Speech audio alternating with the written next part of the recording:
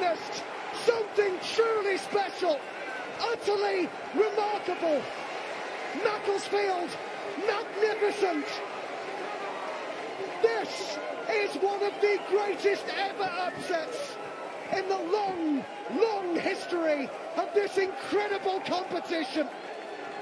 Macclesfield of the sixth tier of English football. Good afternoon, dear podcast viewers. It's a great honor to host Robert Smethurst today, the man who created a miracle, bought a club with no staff, no players, destroyed facilities, and 5 years later, the club knocked out the defending champions, Crystal Palace, in the FA Cup.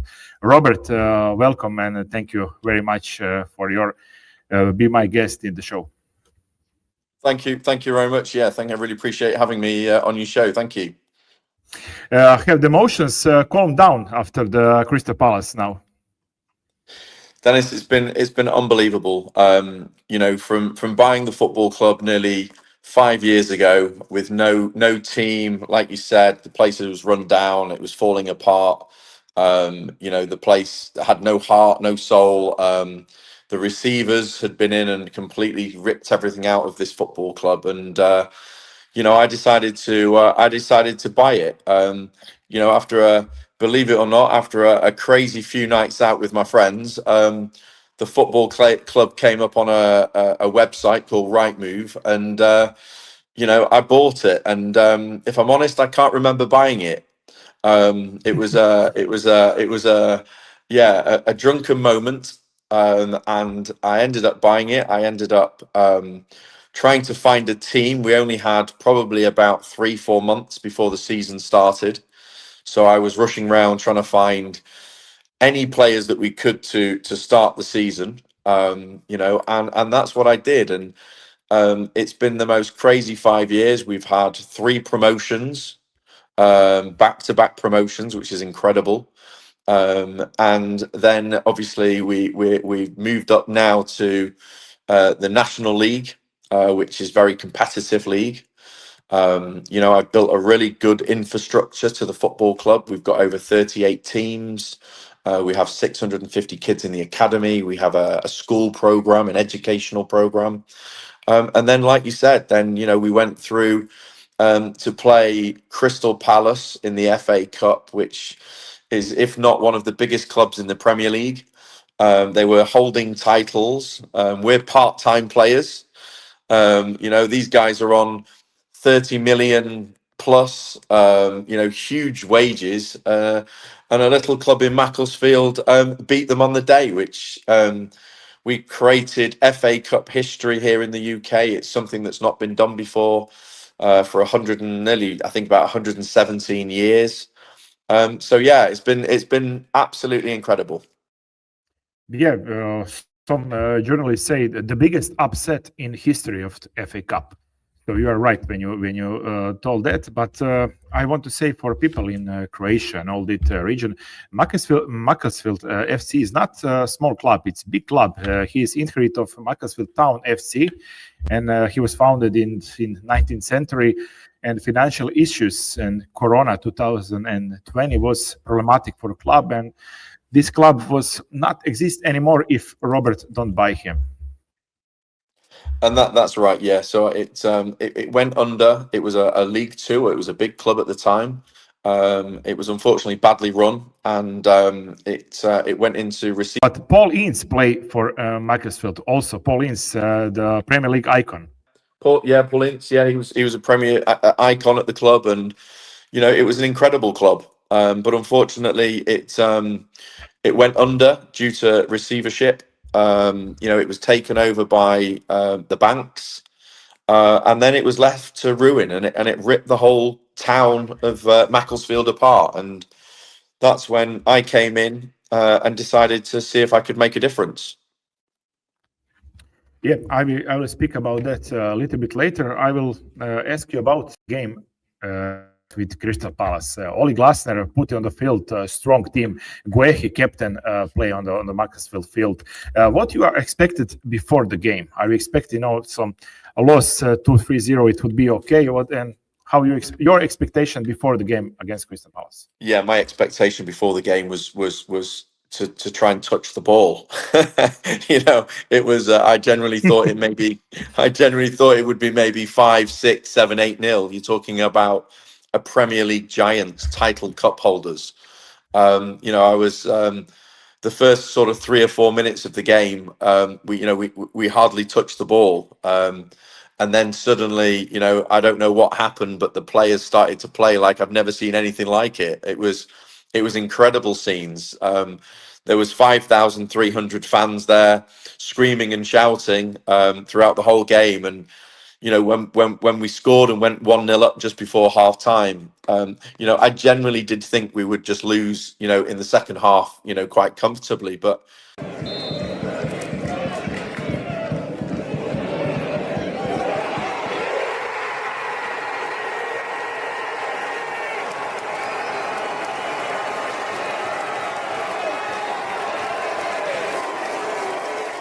the boys kept grafting and working hard, and then Rooney made some really good subs, and we ended up scoring, Buckley Ricketts scoring another goal, so we were 2-0 up. And at that point, Dennis, I just thought, oh my God, could this happen? We were nervous, we were excited, and then of course they then scored an unbelievable free kick, which then I thought, oh, maybe this is it. This is maybe the time that we lose. They're going to come and destroy us, and we kept going. It was against all odds mentality. It was the underdog story, and the last 4 minutes of the game, I don't think I could breathe. It was incredible. Robert, who are your fans? Macclesfield is 16 miles from Manchester. Does Macclesfield people are cheering for Manchester United, for Macclesfield only, or what is the situation in the town? Yeah, so we're very close to Manchester United. We're also very close to Manchester City. So we're only about sort of a 15-minute drive from both those clubs. So we live in an amazing town called Macclesfield. Probably a population of maybe around about 100,000, and we've got a huge fan base of amazing supporters that support us on a Tuesday cold wet night and on a Saturday, and we probably get anywhere between 3,000 and 4,000 fans to each game. Most of them will all be from around the local area of Macclesfield, and then when Manchester United aren't playing, or some of the big boys, then they will they'll come across and support Macclesfield. Macclesfield is hometown of Peter Crouch. Maybe Peter Crouch cheering for your team. Yeah, Peter Crouch is a Macclesfield lad. He was the players did a podcast with him the other day. He rang in and spoke to some of the lads to give them a congratulation. Obviously, John Rooney is our manager. His brother is Wayne Rooney. John is doing a fantastic job at the football club. John is only 35 years old. He was successful with like a player. He played with Thierry Henry in Major League Soccer in America. He was very, very good in soccer. What do you think about him like a coach? He's very good. What I like about him, he's very calm. He's very direct with the players. His technical side, his tactical side. He's very impressive. I like his in-game management. I think that's really something that I find very special. He can read the game well. He makes the right decisions with the substitutions. But then also, he's very good about recruitment. He's got great knowledge of the players that play in our pyramid system. So when we're looking to recruit the new players, he's very keen on making sure that he builds the squad for the future for us to try and move up the league. So up to now, super impressed with his quality. Proudest moments I've had in football. The thing what got me after the game, I was in the car on the way home, and everyone's texting, "Oh, what a great result!" and "How good was this?" whatever. And then just got a message off my mum. No words. It was just a picture of the two of us sat at the pitch. So you know how much that means to us as a family. So it was a special moment. Such a proud moment. And yeah, I did. I got a little bit emotional. The voice went a little bit, didn't it? Yeah, it did. No, just watching it because we were right behind. the dugout. So watching the reactions when they won, the crowd all run on. Special moment. It makes it that a little bit more sweeter as well that Wayne was there doing the commentary and stuff like that. And as you said there, to get them pictures for me mum and my dad, that'll mean a lot to them. I will speak with Wayne Rooney. He was a pundit, I think, for TV on that game. He was on the game Macclesfield and Crystal Palace. And what Wayne Rooney says to you and his brother. Yeah, I think it was really nice. It was amazing to have Wayne there at the game. He was working and doing the BBC, and then John Rooney, obviously his brother. They had a really nice moment where they spoke after the game. Wayne congratulated him, and just said, what a fantastic job he's done, and you've made history. It was a very special moment for them both to enjoy. And you will play against Brentford. One more great team. What we can expect now, whole world watching Macclesfield, and everybody would be interesting of what happened in your field against Brentford. Yeah, the whole world is watching. It's incredible. We've got some people flying in from America. We've got people flying in from Australia to come and broadcast the game. And I'm real. We're playing an unbelievable team in Brentford. Just like Crystal Palace, but you never know after the performance of what the lads did. Realistically, on paper, of course, Brentford should easily make the win. But you never know. They might not like our AstroTurf pitch. They might not like the dressing rooms. The facilities, for example. So who knows? We can all dream, and if this does happen, then I think we can keep on dreaming. But at the moment, we're still enjoying the Crystal Palace. The lads have got a game. They played a game yesterday against Oxford United, and they won. So it's back to business at the moment. We want to try and move up the leagues. Really, I desperately need it. As Mellor is through a goal. Isaac Buckley risks it. And that's just what the Siltman needed. Great timing. That's brilliant. Damani Mellor there, just getting the break in behind. One-on-one, Mellor's still there. He's found Damani Mellor. Can he get the shot in on goal? Oh, it's straight at Lewis. Mellor's there for the follow-up and heads it in for 2-0. And that's just great endeavour there from Damani Mellor, isn't it? We might say, okay, maybe 1 or 2 can rest this game. As Kay has the ball on the right-hand side again. Now cross comes in towards Damani Mellor. Can he get on the end of it for 3-0? And does! Macclesfield 3, Oxford City 0. And that's the game well and truly done. Yeah, Mellor scored 2 goals against Oxford, former Manchester United youth player. But you have one famous for Croatian people also name in your squad, Cameron Borthwick-Jackson. He is former Manchester United left back. How difficult is bring such potential young players in your club, because you are 6-star in English football? Yeah, it's not been too difficult. I think I'm a big believer in pathway opportunities. One thing that we do is we try and bring the kids through the academies, but we also look for the players that have dropped out of the academies for whatever reason, whether it's mental health or whether it's just they're not feeling the game. We spend a lot of time with these players. We want to develop them, and we want to rehabilitate them back into the pyramid system. So, we look for those gems. If you take Damani, who was Manchester United. He's dropped down to the level, where he's playing in front of 4,000-5,000 fans, and his quality shines. But I'm a big believer that hopefully some of these players that play for us will move on in their careers and find bigger and better clubs. And that's something that I'm really passionate about, is developing young talent.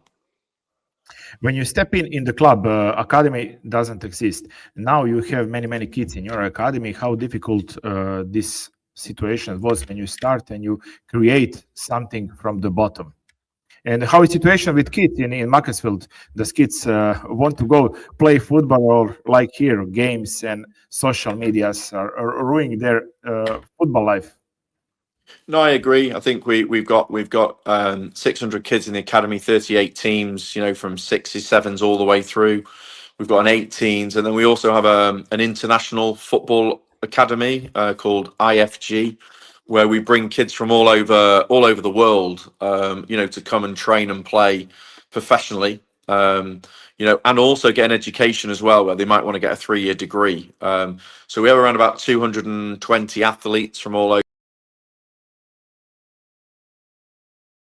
a full-time program, and they're the players that we're looking to recruit into our team. So we have a big pool of network which I've basically developed so that we can try and find the next best thing, and basically grow our own talent, because to go out there and buy players is very, very expensive. So we want to develop those players, bring them through, and then hopefully team opportunity at Macclesfield.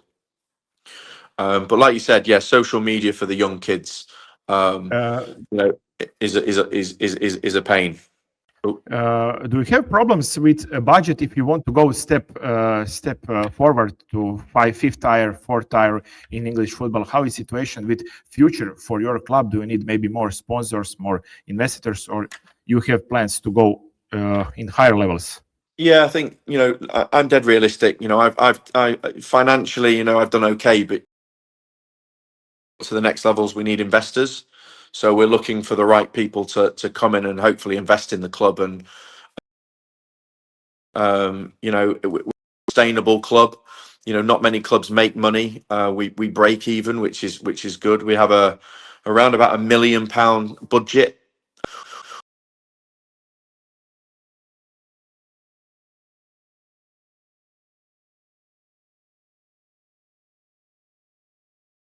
Always looking for the right investor to come in and help me on this journey. This club is massive, but we're totally underpinned by your performance. How well you do out there will determine the success of this football club, and that means not only from what revenue we take on a match day, but even down to our junior academy. We've got over nearly 500 kids, 530 kids in the academy.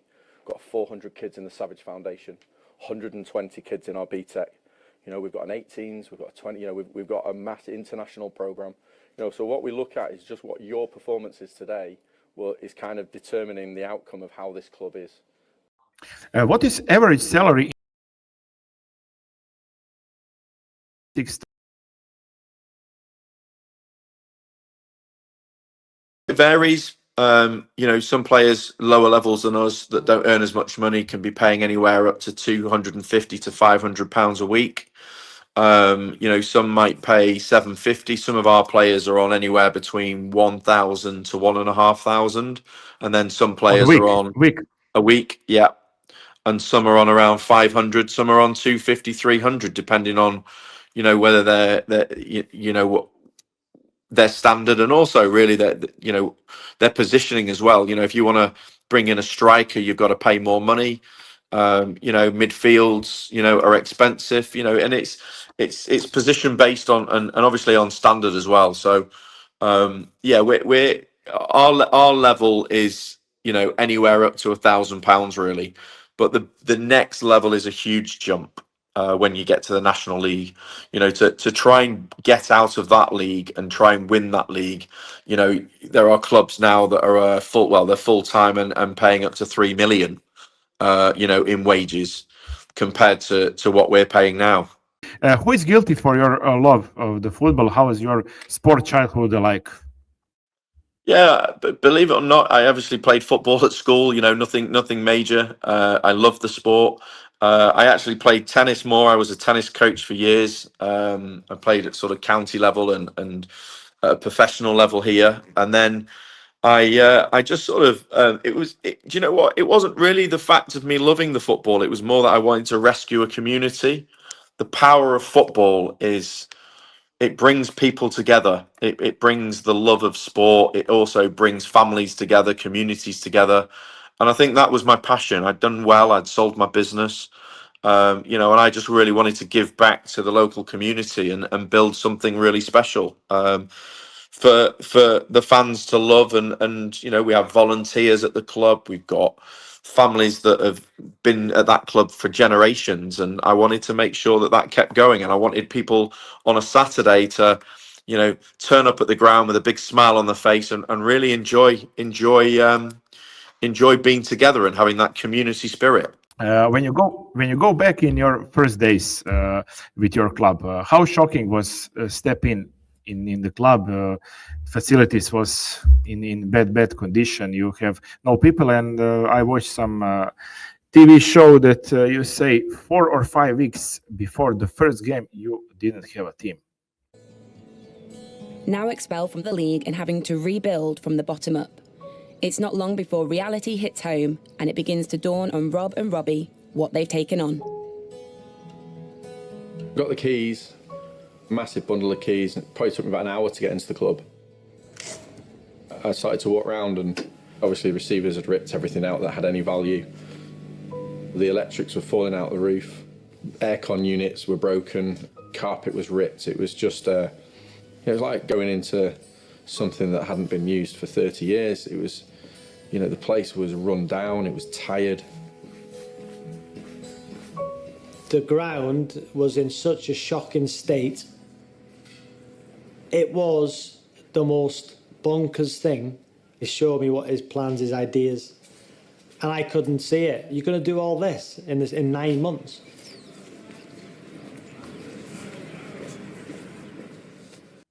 We didn't have a thing. It was during COVID, and I got a massive team of builders, everybody I possibly could, to the football ground to build it as we can. And I spent about 4 million in a very short period of time. We lay new pitches, we built bars, we built restaurants, we built a massive big gym, and that was all to get income into the football club, so we could start to build, to pay for a first team. So it was all about building an infrastructure, and we wanted a business model where we could be open 7 days a week with academies. We run a foundation, we've got a school there. So, we really do sort of use the football club for so much more than just football. And all that generates an income to pay for the first team. But going back to your sort of question on having nothing, I remember when I bought it, a guy turned up at my door with a massive big bunch of keys, and just gave them to me. And I remember going to the football ground and trying to get in the football ground with, about 100 different keys, trying to enter it. And finally, when I did get in there, I thought, oh my God, what have I bought? It was everything was ripped apart. It was it was one of those moments. And the funny thing is I never told my wife about buying it. It was I was too scared to tell her. But you say some years after that, it's not just a football club. I think it saved my life. And you have many famous coaches. I will just tell introduction. So you explain me everything. That your first coach was Danny Whitaker. He was maybe 400 something, around 400 games for Macclesfield, and he was first coach. And then also won Premier League and European football icon Robbie Savage. He was your, I think, business and sport partner in that time. Can you tell me whole story with Savage and everything? Yeah, of course. I met Robbie, great guy, huge respect for him. He's had an unbelievable football career, and I asked him, would you come and join me on this journey? And he's been right by my side all the way through. We I could not have done this without him. We spent ages, building the football club. He was helping me with all the plans of the club, and and then obviously his expertise, which was football. So he helped me build that first team. We got the right recruitment team in. We chose our manager, which was Danny Whitaker, who took us the first season. And Robbie was director of football, and that was an amazing time. It was great fun. The money involved at that time wasn't really a lot, apart from obviously the money that we spent on the place. But Robbie's expertise really shone, and we won that league. At that point, then Robbie wanted to make a change with manager. We brought in a new manager at that point, Neil Dans, who is an ex player, Premier player, and also international player. And Neil Dans then took the role and won that league. But he got headhunted by another club and decided to move on. So we lost that manager, and then We brought in, Cleggy and Alex Bruce, and they did their best and did really well. They were great guys. And then the final season really was Robbie wanted to have a go, and he wanted to be a manager. So he took the reins after Cleggy, who did an amazing job for us. And Robbie went and won the league and beat all records. So he did incredible. And then again, like anything, it always comes to a sad end. He was my best mate, but got approached by Forest Green. That's the league above us, and he wanted to progress his career in management at higher levels, and so he left us, and that's when I brought John Rooney in to take over. And I've not really got any football experience. And I've had to learn a lot how to recruit, director of football, how to run the academies, the BTEC programs, and how to run a football club. And I've learned so much on how all that works over the last 5 years. We believe that we're running it, really, really well. And so that's kind of the story of once Robbie left. John Rooney took over, and he's done incredible. To think, how well he's doing as a young manager. He's now leading our team out, against the likes of Crystal Palace and beating them. So full credit to the lad. Robbie is a boy from Wrexham, from Wales. They also create something extraordinary in England football. What do you think about Wrexham project? Yeah, it's very similar to our project. I would say we're very similar clubs. They just have a lot more money than me. You need Hollywood. You need Hollywood stars in the club. I need a Hollywood star or someone from Croatia with large pockets who fancies a club in Macclesfield. Free to talk to me anytime.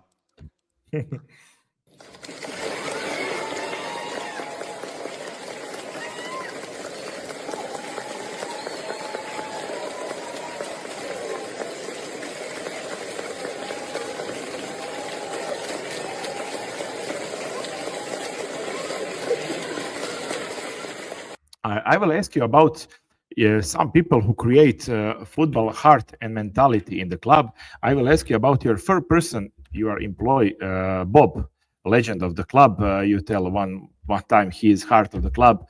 And Jimbo, without people like Jimbo, football doesn't exist. Robbie say also, but some people, local people, they build energy, who is very, very important for every club. There's special people. We've got some amazing staff. When I bought that club, I met an amazing guy called Bob Trafford, who had literally run the club, before. He was an amazing guy. His knowledge of the football club, the history of the football club was incredible. And he's become a very, very good friend to me. He is now our commercial manager. He brings in unbelievable sponsorship for the football club. And without people like Bob Trafford, these clubs don't exist, because, he is the heart and soul. He lives and breathes it. And then, we've got, Jimbo, who, when I bought the football club and managed to get into this ground that, after trying all these keys, I was walking around the ground and I could see a figure in the distance in one of the outbuildings. And I thought, oh my God, someone's in here. Too many. No, how many? Since I was 7. Since he was 7. So he's 66 now, so that's 59 years. As a fan? As a fan. And then a volunteer? And then as a volunteer. And now you're club. You can't swear, Jimbo. Jimbo, please. And I walked shed called Jimbo. And it was one of those moments. It was like, who are you, and what you're doing here, and you find out that he was almost living there, in one of the sheds, and he's been with us ever since. The story of him is amazing. He's loved the club, and he was the groundsman. And helps look after the ground. So, little stories like that, and then we've got so many amazing volunteers that help. I call them Dad's Army. There's 4 or 5 guys that turn up week in, week out, mending anything within the football ground. We've got a really good community club that are really helping me on this journey. And my last question, I will ask you about some other sport who is the most popular this year in Croatia, the darts. What is the secret of the darts? Do you like the darts? Because everybody in Croatia this winter watching Luke Littler, English sensation, Peter Crouch loves the darts. Are you loving the darts? And what is the secret with Englishmen and darts?